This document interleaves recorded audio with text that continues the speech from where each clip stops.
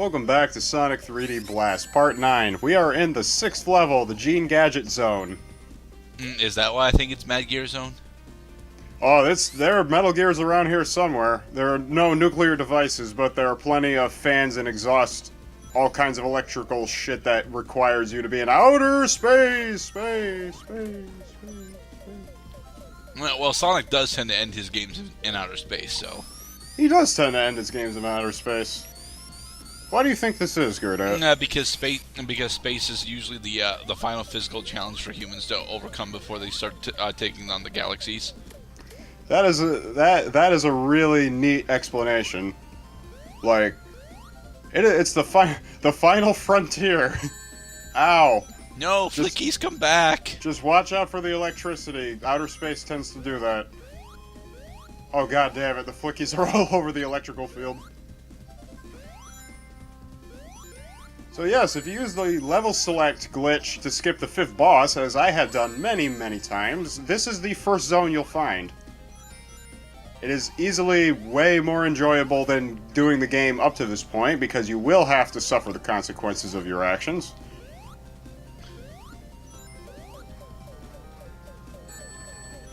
So that the turret doesn't actually shoot in a 2D plane; it shoots in a 3D plane.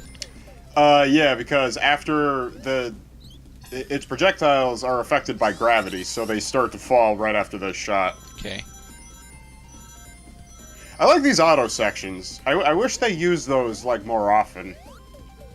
I wish you had the ability to destroy the fucking turrets. But it would make the game too easy. We can't have As if easy. that's actually a problem. The difficulty? Well, not the difficulty, but making the game too easy. Well, this game a lot of times is either stupidly easy or stupidly difficult. Right now, it's stupidly easy. Ow. Still stupidly easy. As you say, getting hit for the 3rd time. Well, getting hit for the 3rd time is not the worst thing that could happen.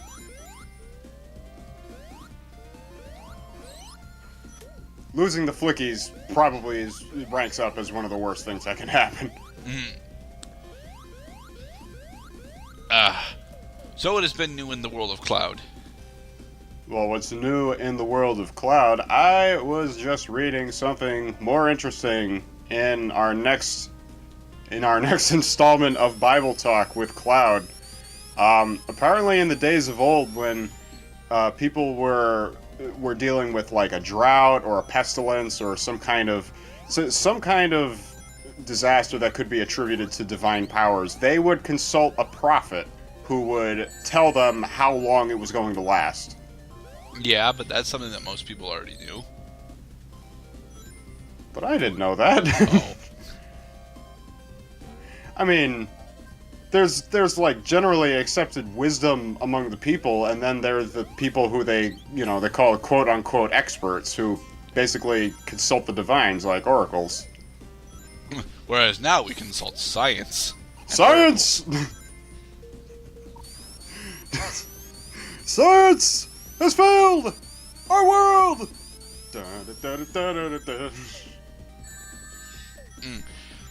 So I'd like to take this moment to actually plug XC for a bit, if that's alright. Go for it. Alright, Tobias, one of the older members of Zero Creative, has officially started a book of the week thread on Zero Creative, and it's actually he's put a decent amount of effort into it. Currently, the book of the week is Stephen King's Bag of Bones. I've not read it myself because I am actually more into Stephen King's novellas, and I don't know anything else about Bag of Bones other than it's not really a novella. Bag of Bones reminds me distinctly of a Ray Bradbury short story, where the premise was this guy, the short story was called The Skeleton. This guy became obsessed with the idea that underneath his flesh there's basically just bones, like some kind of horrid impersonal monster who lives inside himself and causes him pain because he's an old man. And then at the end of the story, his skin literally shakes off the skeleton and he just becomes a sack of crap on the floor. That sounds incredibly dark and somewhat insightful. It is dark and insightful, but the point stands that maybe that story inspired Stephen King. Uh, Depends. How old is that story? It probably turned like 60 or 70 by now. Ray Bradbury's main authorship was between like the 20s and the 60s, I think it was. Now, did Ray Bradbury do anything significant in the field of science fiction? Oh, absolutely. He wrote A Sound of Thunder. I don't know what that is. That's where like the butterfly effect got the idea that if you kill a butterfly in the past, it dramatically alters the future. I feel like I had mentioned this on the show before, but it bears repeating because it's a marvelous premise. I'm going to put Ray Bradbury talk on hold for a second to bring up this room right here. This room gets really annoying. Well, yeah, because you're doing isometric slanted platforming. Precise isometric slanted platforming. And a slope to punish me with, and electrical fields! This is where you go every time you fall down that slope. A quick jump, quick jump, quick jump. Jump, jump, jump, jump, jump, jump, jump, jump, jump. Oh, get used to this path, folks, because you will have to take this every single time you fall down the slope. But it looks like you're required to fall down the slope at least once. Yes, as a matter of fact, because there is a robot down there. And the only way to get that is to go down the slope. Hopefully only on purpose.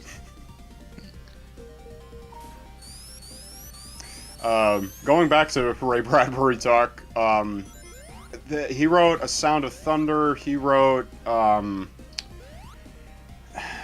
guess to really sum up like the real stuff of Ray Bradbury's fiction was like there were no boundaries whatsoever. He wrote stories about witchcraft, those preserved like weird fleshy looking things that you would buy at like a circus fair. A churro?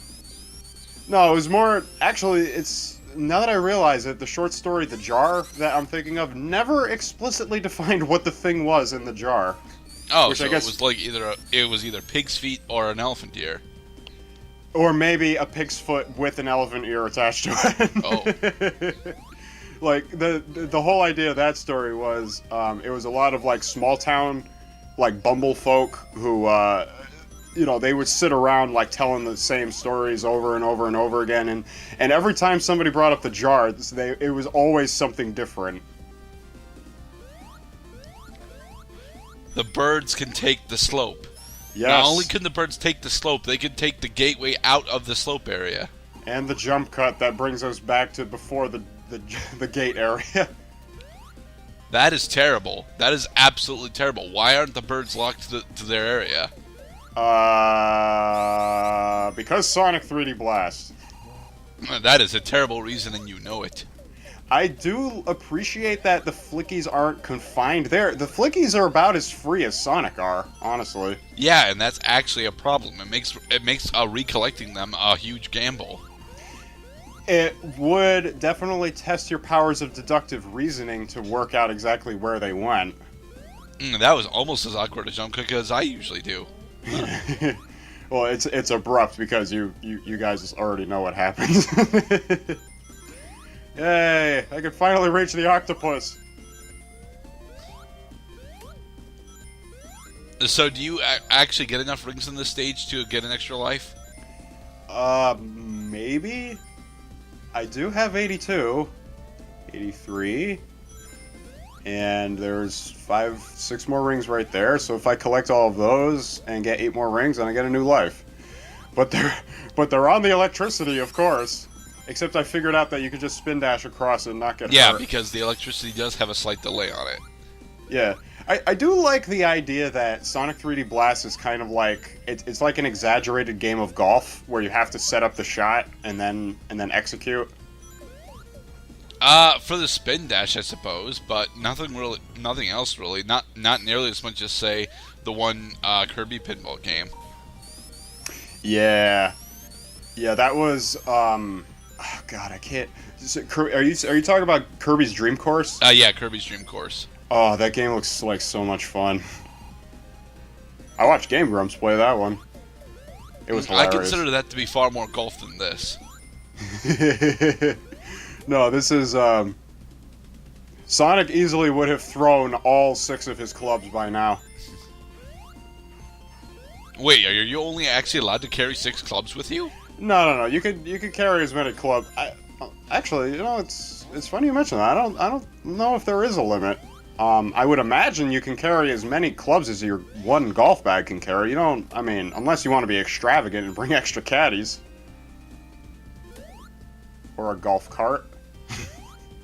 Yeah, but people don't buy their own golf carts.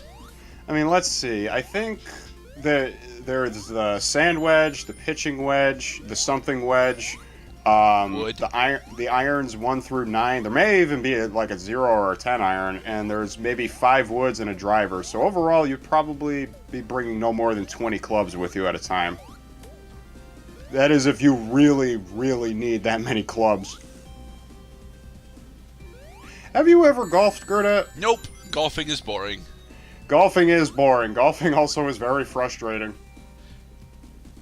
It's a very weird combination, though, because golfing is boring as fuck to watch, and I honestly think I would be very bored on the field. But at the same point, I understand why people get so frustrated while they're playing golf. You don't say. Yeah. A lot of the time, while you're playing golf, it really feels as though it's your own errors that cause you to fuck up so much. Well, that's the idea, right? Is like any deviation from a normal ball flight probably came from your fuck up. And then you become one of those guys who takes up maybe like 3 minutes to set up a shot and then just chunks it at the last second anyway. And that's why I prefer bowling. Bowling is way more fun than golf to me. Bowling is significantly more fun, but it wears me out more. Well, it depends on the weight of the ball that you throw. I throw a 15-pound ball. Yeah, I don't even like throwing 10s. Yeah. I am a pansy.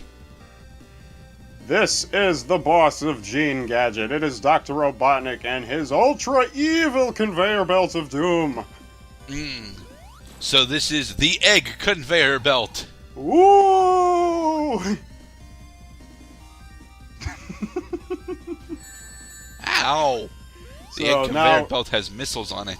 So now Robotnik has gone from being the guy who buys all the donuts at the grocery store to the guy who has to check them all out at the cashier's register. This boss is not at all challenging, in my opinion. I think that if you're good at just running, then you'll be just fine. Yeah, but you're fucking up pretty hard on it.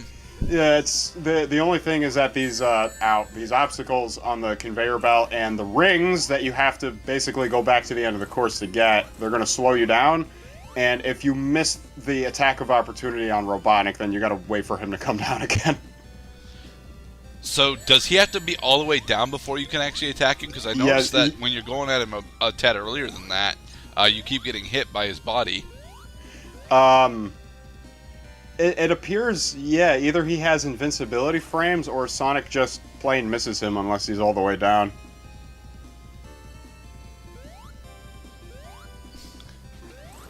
I think he's got 1 strike left. His dome is severely cracked. But this is where he rigs the umpire, right? What, to say instead of ball 1, it's ball 0? Yeah. Fucking asshole. There we go. This is a fair game of baseball. Yay! We have finished Mad Gear Zone. And in the next part, we approach the end of the carrot, the Panic Puppet Zone.